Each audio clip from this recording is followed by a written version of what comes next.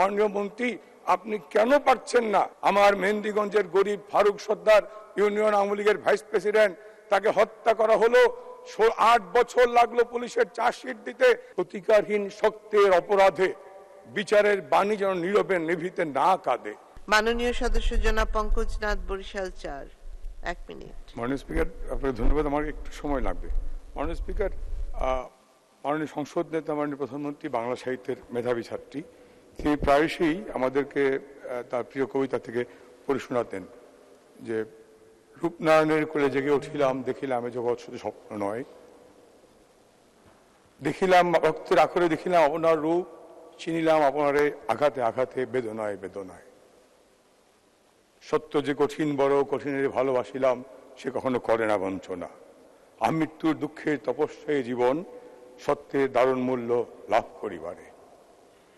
15ই আগস্টের কালো রাতে বাবা মা ভাই আত্মীয় পরিজন সব হারিয়ে স্বজন হারানো সেই দুঃসহ যন্ত্রণা বুকে নিয়ে তিনি আইনের শাসন প্রতিষ্ঠার জন্য লড়াই করেছেন। মৃত্যুকে হাতের মুঠোয় নিয়ে তাকে লড়তে হয়েছে বাংলার মানুষের এই আইনের অধিকার, আইনের শাসন প্রতিষ্ঠার জন্য, দুঃখ দূর করার জন্য। 2 মিনিট একটু সময় 2-3 মিনিট সময় দেন একটু। তাকে হত্যার ষড়যন্ত্র হয়েছে। 111-এ ভিত্তিহীন অসত্য মামলায় তাকে কারাগারে নিক্ষেপ করা হয়েছে। 11টি মাস তিনি কারা নির্যাতন ভোগ করেছেন। সেখানেও স্লো পয়জনিং করে হত্যার ষড়যন্ত্র হয়েছে। 111 আমরা দেখেছি যাদের হাতে পয়সা ছিল, লুপাট করা পয়সা, তারা বড় বড় ব্যারিস্টার ধরে কিন্তু মামলা স্টে করতে পেরেছেন। জননেত্রী শেখ হাসিনার মামলায় এফআইআর হয়েছে, চার্জশিট হয়েছে, চার্জ ফ্রেম হয়েছে, ট্রায়াল কোর্টে চলে গিয়েছে। অনেককেই দেখি না এই শেখ হাসিনার পাশে দাঁড়াতে। সরি আপা। আবার ব্যারিস্টার রফিকুল হককে 10 লক্ষ টাকা ফিস দিতে পেরেছিলেন। দেখবেন তারেক রহমান খালেদা জিয়ার কোন মামলায় এফআইআর হলেও চার্জশিট হয় নাই। কারণ বঙ্কিমচন্দ্র কিন্তু তার সেই উক্তিতে বলে গেছেন, তিনি আইনের মানুষ ছিলেন, ডিস্ট্রিক্ট ম্যাজিস্ট্রেট ছিলেন।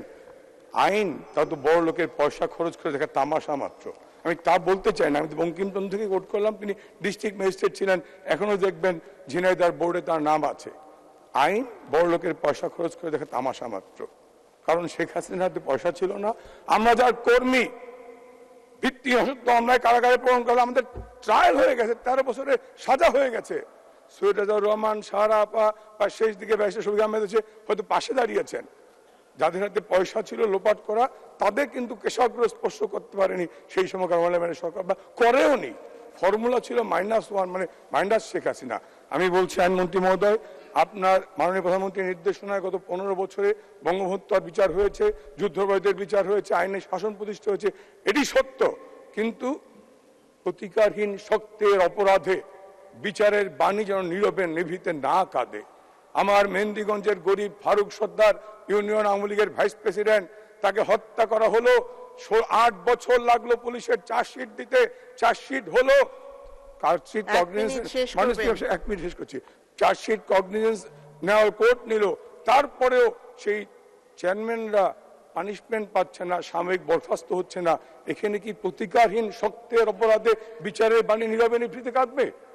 এখানে আরেকটি বলার সুযোগ করে মাননীয় স্পিকার, যে কথা মাননীয় প্রধানমন্ত্রী দুইবার নির্বাচনী ইস্তেহারে ধর্মীয় সংখ্যালঘু সম্প্রদায়ের সুরক্ষার জন্য বিশেষ আইন বা কমিশন করার প্রতিশ্রুতি দিয়েছেন।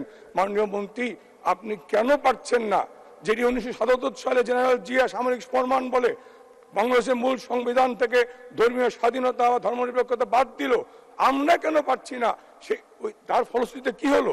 হিন্দু, বৌদ্ধ, খ্রিস্টান ইত্যাদি জনগোষ্ঠী নিরাপত্তাহীনতায় ভুগছে, বৈষম্যের শিকার হচ্ছে, নিপীড়নের শিকার হচ্ছে। তাদের রক্ষার জন্য কেন আমরা একটা বিশেষ আইন আনতে পারছি না? সেই দাবি জানিয়ে আমি আমার ছাড়াই প্রস্তাব উত্থাপন করছি। মাননীয় স্পিকার, আপনাকে ধন্যবাদ।